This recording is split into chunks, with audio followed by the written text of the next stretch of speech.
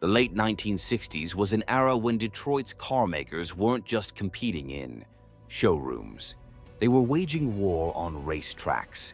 NASCAR wasn't just a sport, it was a proving ground, a battlefield where engineering muscle translated directly into sales.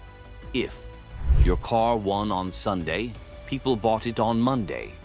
That was the golden rule, but in this high-stakes game, one machine stood out as the rebel, the misfit that refused to play by the old rules. Its name was the Ford Torino Talladega. At first glance, it didn't look like a Ferrari Slayer or a Hollywood star car. It wasn't flamboyant like a Mustang, nor as glamorous as a Corvette. It didn't carry the flashy colors or flamboyant wings of its Mopar rivals. Instead, it was sleek, almost understated, yet hiding. Within its long, low body was a purpose that made it one of the most feared machines NASCAR had ever seen. This was Ford's black sheep, a car born not out of vanity, but out of necessity. While Dodge and Plymouth were plotting their radical winged warriors, the Daytona and the Superbird, Ford engineers worked quietly, methodically, and ruthlessly. They weren't trying to build a car for the showroom floor. They were building a weapon. The Talladega was forged in secrecy and tested in silence, designed with one mission: to dominate NASCAR's superspeedways.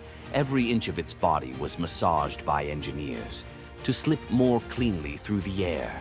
Its nose stretched forward, its rocker panels reshaped, its bumpers tucked into the body like a knife cutting through wind. And when it finally appeared, it shocked the racing world. This wasn't a muscle car built for burnouts and car shows. It was a precision-tuned aero monster that would change how stock car racing was played.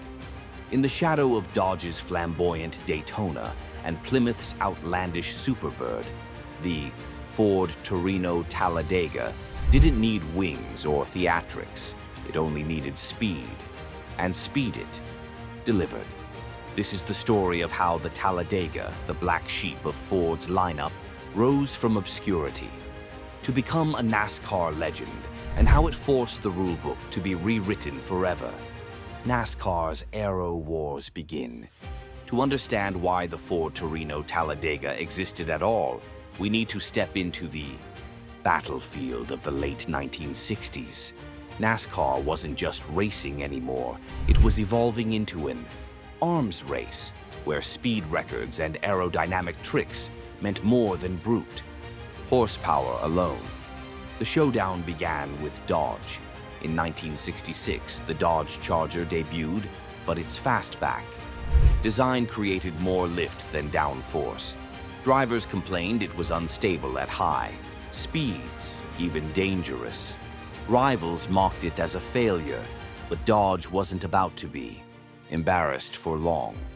They went back to the drawing board, and by 1968, the Charger 500 appeared, an early attempt to solve the aero puzzle.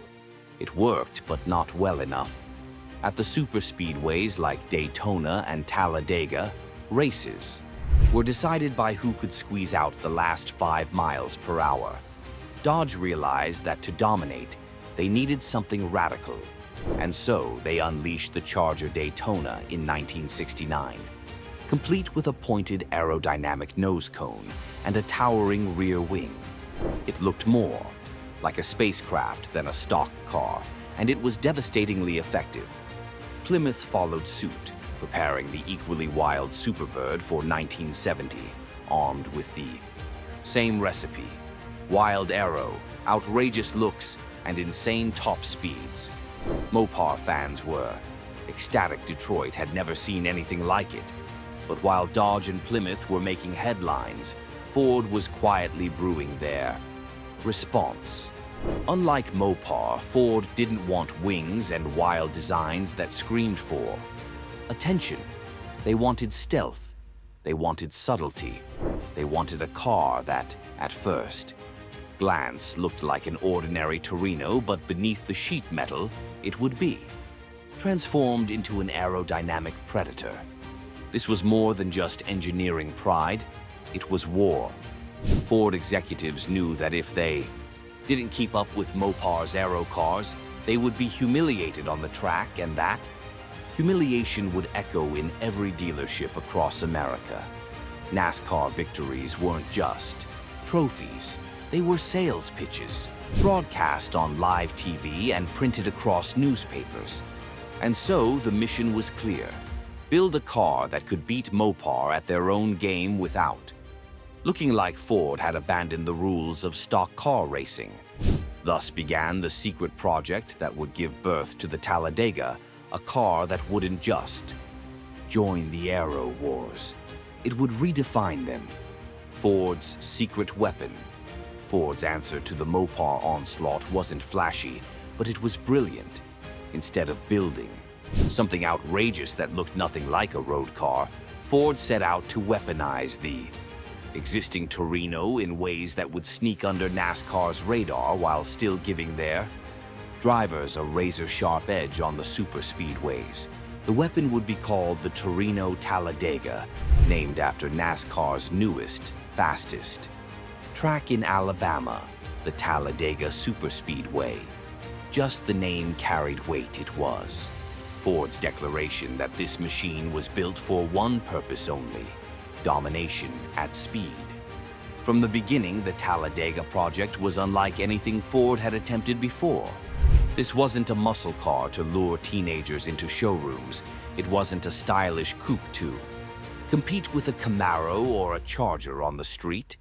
This was a race car disguised as a production car, born solely because NASCAR's homologation rules required manufacturers to sell at least 500 street versions of whatever they raced. Behind closed doors, Ford engineers went to work. They extended the Torino's nose by several inches, reshaping it into a slick aerodynamic point that sliced through the air.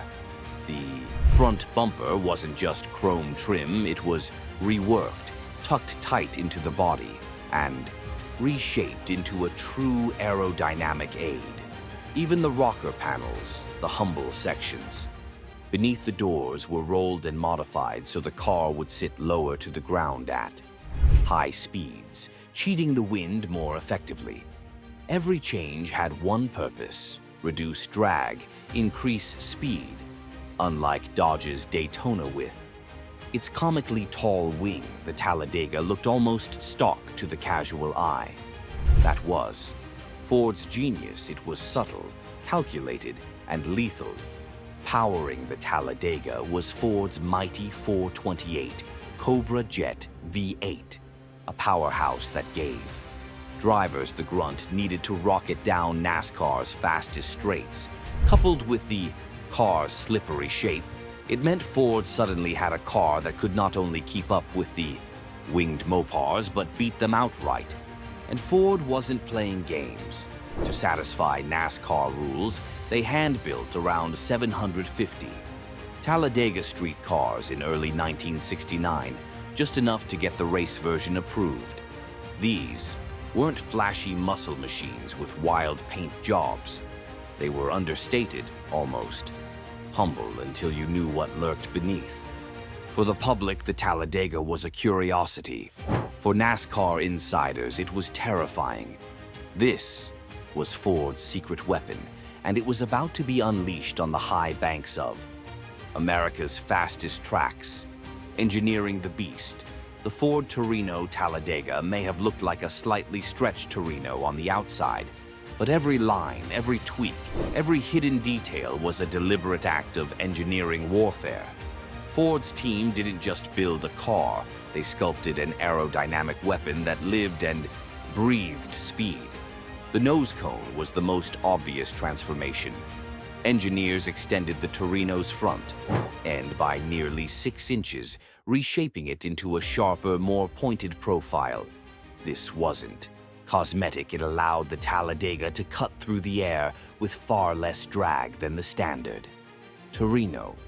At 190 plus miles per hour, even the smallest aerodynamic advantage could mean victory or defeat. And Ford wasn't about to leave anything on the table. Then came the front bumper, which looked like chrome decoration to the untrained eye. It was a specially designed unit, flush-mounted into the body, unlike the blunt bumpers of the regular Torino. The Talladega's bumper acted like a nose cone extension, smoothing airflow around the front of the car.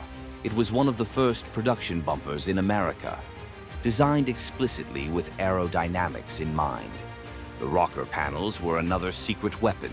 Ford's engineers rolled them under and lowered the side profile of the car, effectively dropping the Talladega closer to the ground. This subtle change reduced the amount of air rushing underneath the car, making it more stable at extreme speeds. NASCAR officials barely noticed it, but Ford drivers certainly did. It meant more grip, more control, and more confidence when running flat out on the banking. Even the rear of the car received attention. While it lacked the wild wings of Dodge and Plymouth, the Talladega's rear end was smoothed and cleaned to reduce turbulence. The balance was perfect.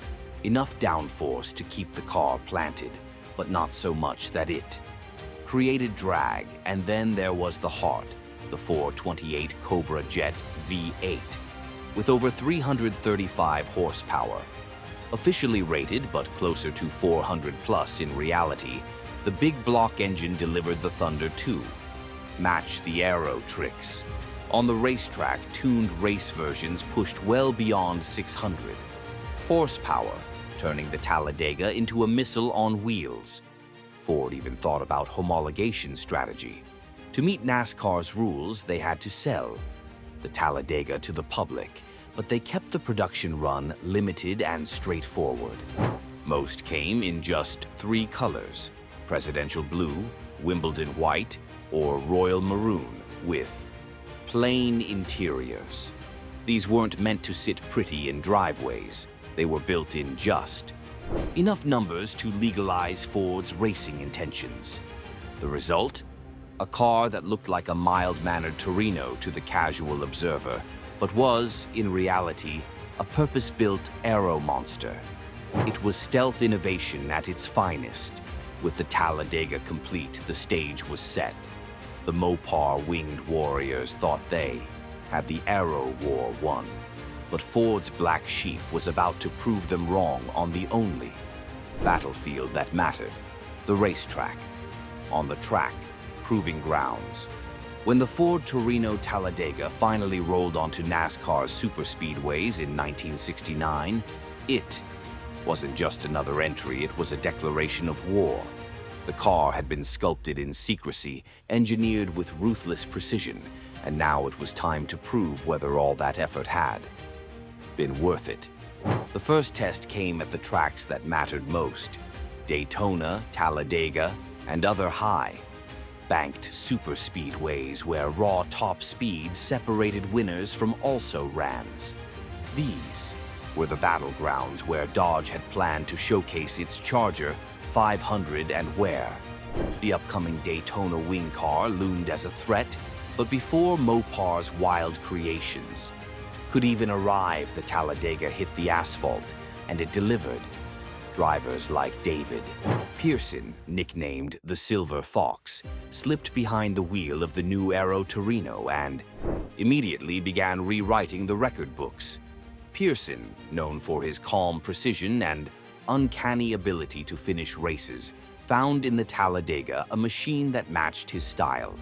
Perfectly stable, predictable, and blisteringly fast. At the 1969 season, the Talladega became Ford's secret edge. NASCAR fans watched in awe as Pearson and other Ford drivers dominated the superspeedways, outrunning their rivals with a mix of horsepower and slippery aerodynamics. Suddenly, Ford was the car to beat.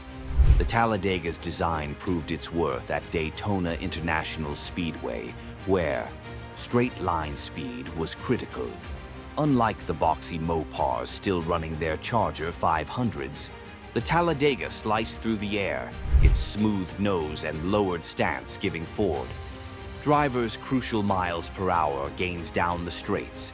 It wasn't uncommon to see the Talladegas pulling away, leaving competitors drafting desperately just to keep up. By the end of the 1969 season, the Talladega had racked up victories and established itself as a true game changer. Ford drivers won 26 of 54 races that year, with Pearson himself capturing 11 victories and securing the championship. NASCAR insiders knew the truth. The Talladega wasn't just competitive, it was dominant. This dominance came with a price. Other teams and fans began to grumble that Ford had pushed too far, bending the rules of stock car racing. The subtle aero tricks, the tucked bumpers, the reshaped rockers were called into question. Rivals accused Ford of creating a purpose-built race car disguised as a street machine. It didn't matter. On the track, results spoke louder than complaints.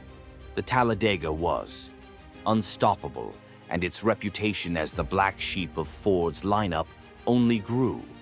It was the car no one saw coming, the one that didn't look radical like the Mopar winged warriors, but still managed to humble them with sheer effectiveness.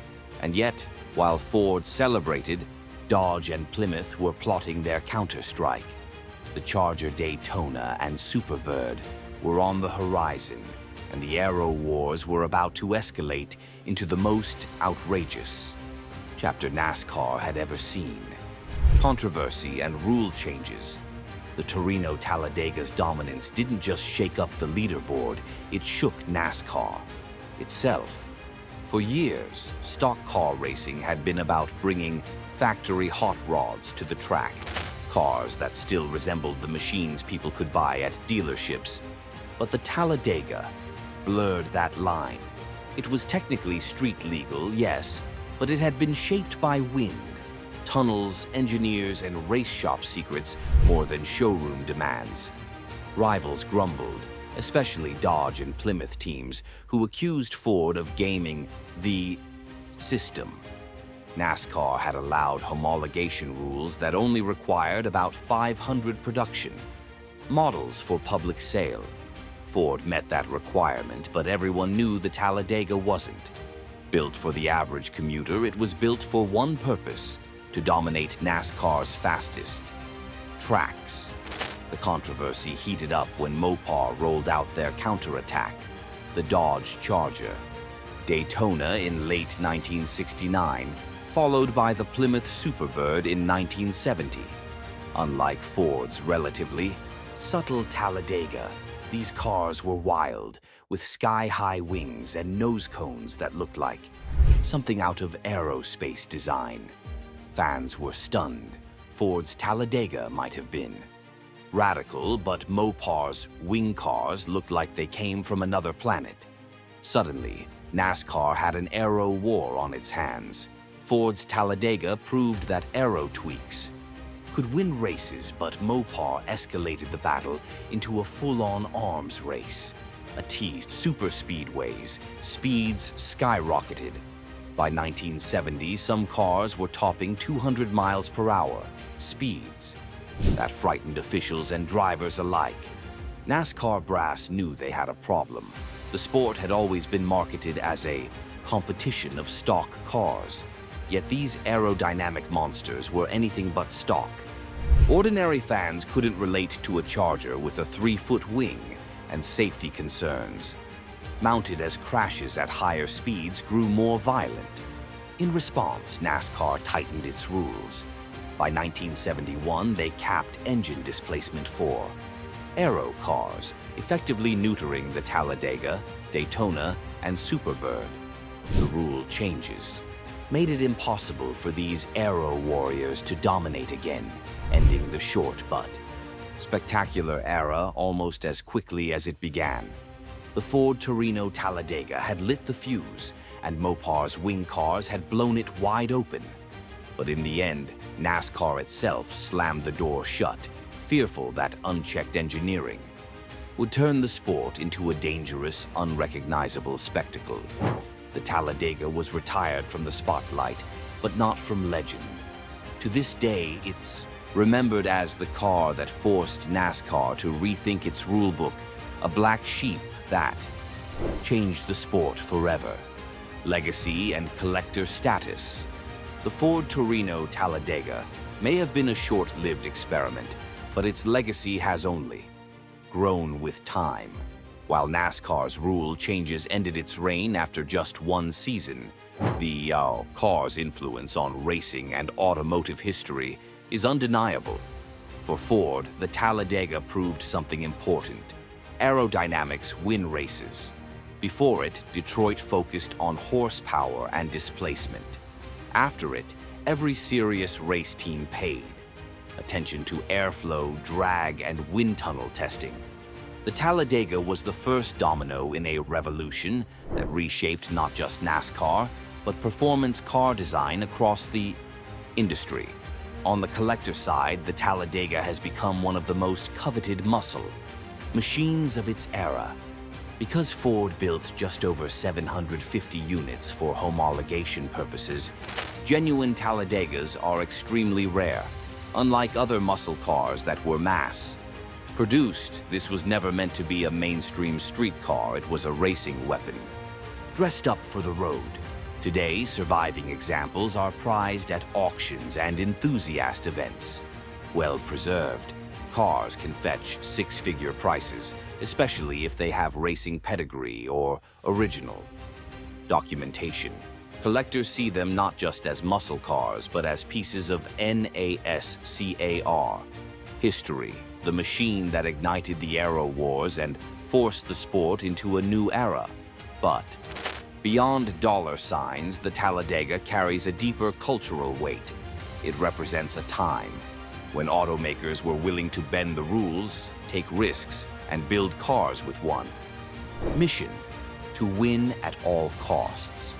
It wasn't flashy like the Dodge Daytona or Plymouth Superbird, but it was just as groundbreaking. In many ways, it was the unsung hero of the aero wars, the car that proved subtle design tweaks could topple giants. Today, when enthusiasts gather at car shows or racetracks and spot a Talladega, it sparks instant respect. It may have been the black sheep in Ford's lineup, but it became a legend. In the racing world, a car built not for comfort, not for luxury, but for pure domination. And in that sense, the Ford Torino Talladega fulfilled its destiny. It didn't just compete, it rewrote the rulebook, left rivals scrambling, and carved its name into the high speed history of NASCAR. If you enjoyed this incredible story, don't forget to hit the like button, share it with your friends, and subscribe to the channel for more epic automotive adventures. Your support keeps these stories alive.